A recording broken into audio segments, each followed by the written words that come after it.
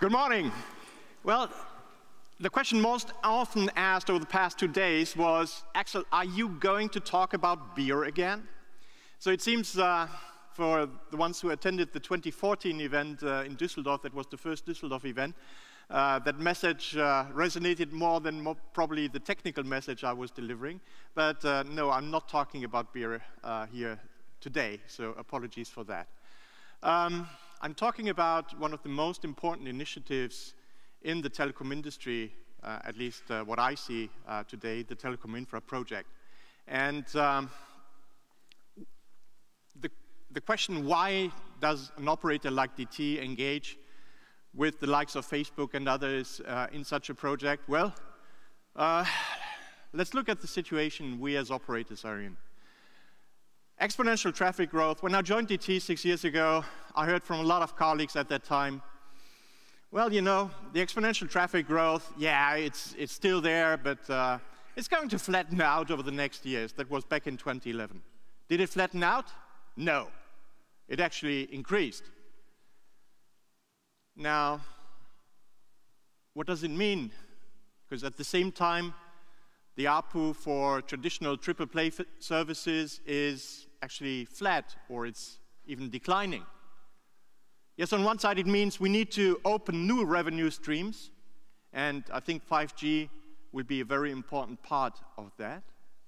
But on the other side, it means as well that we need to get better, and we need to have more radical approaches to achieve capital efficiency. Sometimes, when I'm in nasty mode, I compare the tools, the production we are using in the telco world with Stone Age tools or Stone Age access. I'm working for Deutsche Telekom, and as you might know, Deutsche Telekom's corporate color is magenta. So we say, well, our Stone Age axes are magenta. But still, they are Stone Age axes. And if we look at the world around us, if we look at the hyperscales, at the internet companies, they're using what I would describe as laser sword. So it's actually more sexy to use laser swords, I think. I would prefer a laser sword over the Stone Age axe. And you might argue, well, 5 years ago at this event, we launched NFV. And this is already moving in the right direction and will bring us there. Yes, that is right, and that's why we were pushing for NFV quite heavily, and the cloudification of network functions to be more exact. But I don't believe that this is enough. When you look at the Open Compute project within the data center space, that was started back in 2011 by Facebook and a couple of others, it brought a new mindset into the data center. It brought the open source mindset now also on the development of hardware. So the community-based R&D was introduced into the hardware world, something which was well known from the software world with open source work. And during the fall 2015, we had discussions with Facebook, how can DT join the Open Compute project, how can other operators deliver value as well as part of the Open Compute project. And at that time it was discussed, let's form a telco working group within OCP, and let's address the telco-specific requirements in this community-based R&D approach. But that triggered the other question, and that was, can't we apply the same, actually on the overall telco infrastructure, can't we apply the same R&D innovation here on the overall telco infrastructure? And that's actually what the Telecom Infra project is all about. And it's very much related to what Arash mentioned yesterday as well, with the difficulty for us to attract talent. Because top talent, yeah, back in the 80s, the top talent came to us as telcos. In the 90s, top talent came to the vendors. Nowadays, both the telcos and the vendors are struggling to attract top talent because top talent is moving either to internet companies, the Facebooks, the Amazons, the Azures, or top talent is moving to startups. The old companies are just not sexy enough. And one of the ideas we had with the Telecom Infra project was, let's have all of these, the telcos, the internet companies, the established vendors, and startups work together on a new form of building telecom infrastructure. And yes, this is an engineering-driven activity, and I heard so often it was started by Facebook. That's actually a myth which is not true. Yes, Facebook was offering tremendous help to get this off the ground, but this was started as a joint initiative by SK Telecom, by Intel, by Nokia, Facebook, and Deutsche Telekom, and we announced the formation of the Telecom Infra project at Mobile World Congress 2016.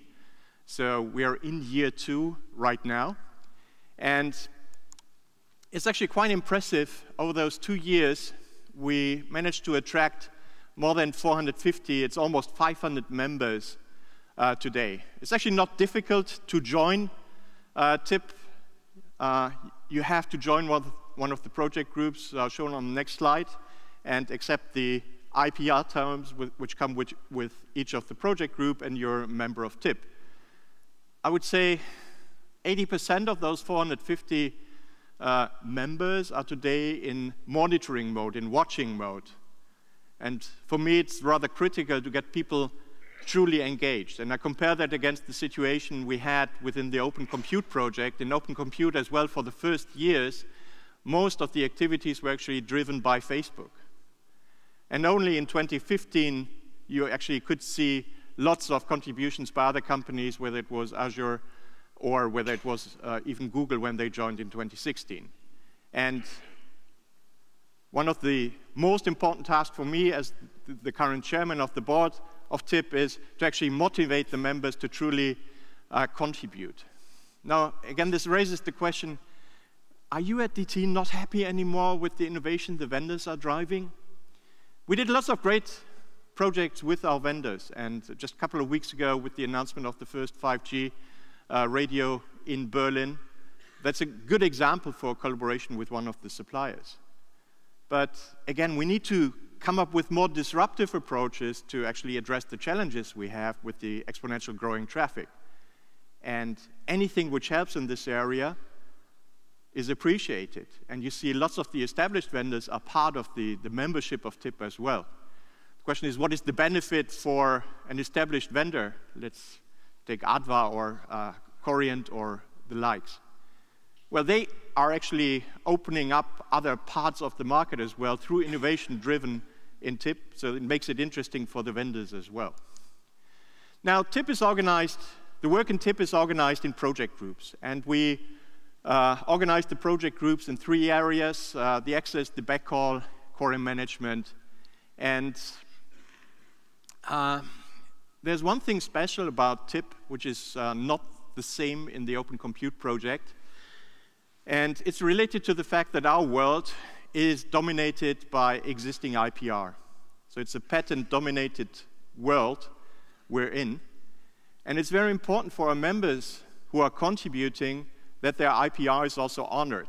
So it's not everything royalty-free here, but we decided that each project group is actually able to decide on their IPR regime, and you actually have to sign up as an individual with your company for that project group, acknowledging the IPR terms of the project group. Most of the project groups are following RAND as IPR regime. We had started the Greenfield network, Greenfield Telecom Networks group in the core domain, and we had started Open Cellular as royalty-free groups. All of the others are following RAND regime. There will be a couple of new project groups announced at our annual event, the TIP Summit. Some more information on that in the last slide. One group which is going to be announced in November is, for example, a group on how machine learning is applied to network management, how artificial intelligence can be used in network management. That group will be co-chaired by Telefonica and DT. So you see, only Few groups are managed or chaired by just one company. Most of the groups are co-chaired between various players. For example, the millimeter wave, as one of the most recent activities, focusing on the 60 gigahertz unlicensed spectrum, is co-chaired between Facebook and Deutsche Telekom. And likewise, the open optical is co-chaired by Equinix and Facebook. So, more on the project groups this afternoon in the TIP track. And I wanted to give you one example for successful work out of the People and Process project group, too many P's. The People and Process project group is focusing around the cultural change which is needed to accompany this massive change in the ecosystem we are driving. And we see lots of collaboration within this group, sharing of best practices, how to change the process world we are in, from the waterfall processes to more agile work. And this sharing of best practices is really finding lots of interest, and lots of companies are actually contributing there. We did both online collaboration as well as in-person collaboration, and lots of case studies were published as part of this project group as well. So very interesting.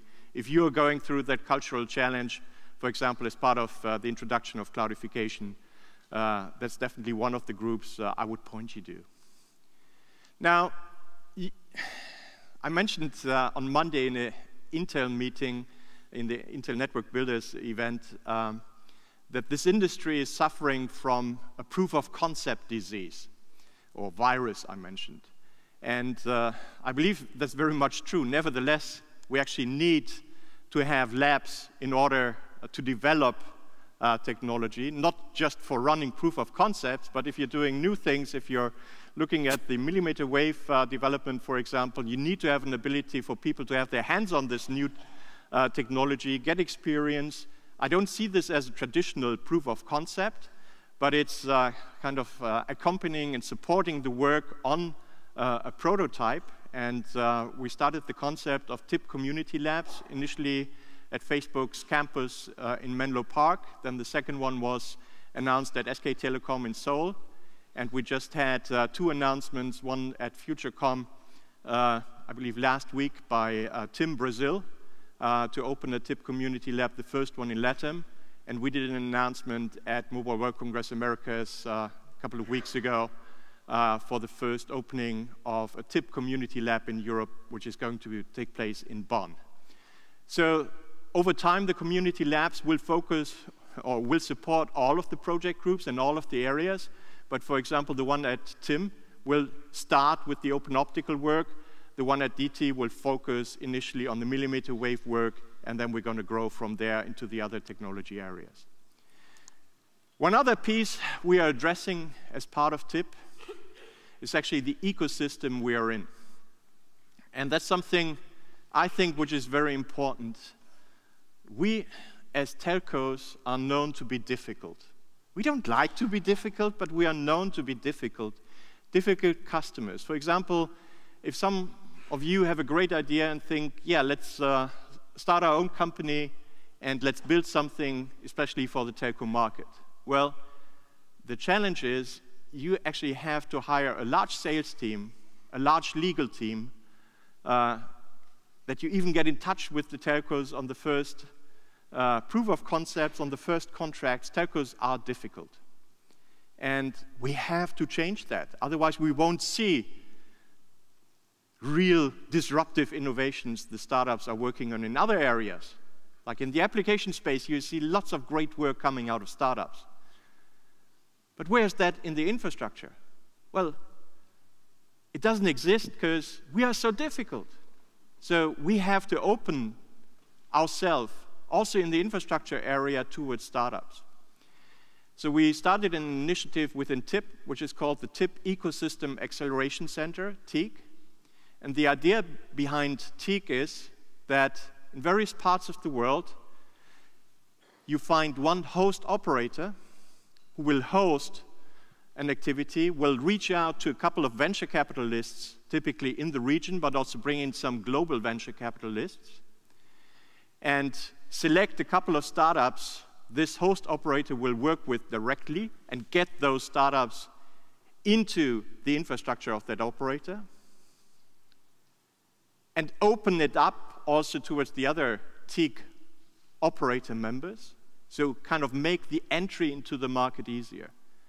And with that, talking to a lot of venture capitalists lately on this, we are expecting that also the venture capitalists are opening up and are bringing in more money into this infrastructure-related work, and this should vitalize the startup scene overall. We have 3 TEEC centers which are already open. There's one at Orange in Paris, at Orange Garden. This one opened in June this year. There's one at BT in both Industrial Park as well as in London. And this one was just opened 3 weeks ago. And the third one just opened officially last week at SK Telecom in Seoul. The fourth one will be opening later this year. That's at Deutsche Telekom, initially in Berlin, and then later extended towards Bonn as well. So I really have high hopes on this activity to really bring more innovation, bring broader innovation towards our industry. So the venture capitalists, as mentioned, are actually very positive on this one. So they have committed to invest significant money in this space once we have the first proof points that this is successful. And the numbers, both at Orange as well as at BT, were published. And it's really great to have so many venture capitalists also from Europe, for example, behind this initiative. Finally, for us, driving something new, it's important to also get people physically together. It's important to stimulate physical collaboration, because if you are working together, driving disruptive things, it's not enough to join web conferences. You sometimes need to look into each other's eyes, yes, and you sometimes need to take a drink together as well. So we had started the first TIP Summit last year in November that was running at Facebook's campus in Menlo Park. And it was sold out, so we had more than 300 attendees last year. And we had so many people asking to participate at the TIP Summit, so this year we picked a larger venue. This year it's running actually next month at the Santa Clara Convention Center, and it's running on November 8th and 9th. So if you go to the TIP webpage, telecominfraproject.com, you find this prominently highlighted, and there's an opportunity to register also for non-TIP members. And really, this is all around collaboration. This is not one of the events competing with what Mark and Robert are doing here, but this is around stimulating the collaboration in this industry. So, with that, I'd like to close. I'd like to thank you, and really, I hope that initiatives like TIP, and we see a couple of others like Open Compute Project, XRAN, all falling into this category, really help us master that challenge. Because just checking, as the room is a little bit fuller, who from you is from an operator? So the ones who don't raise their arm, think about those who raise their arm and show some love for us, because we are really in a difficult industry. With that, thank you.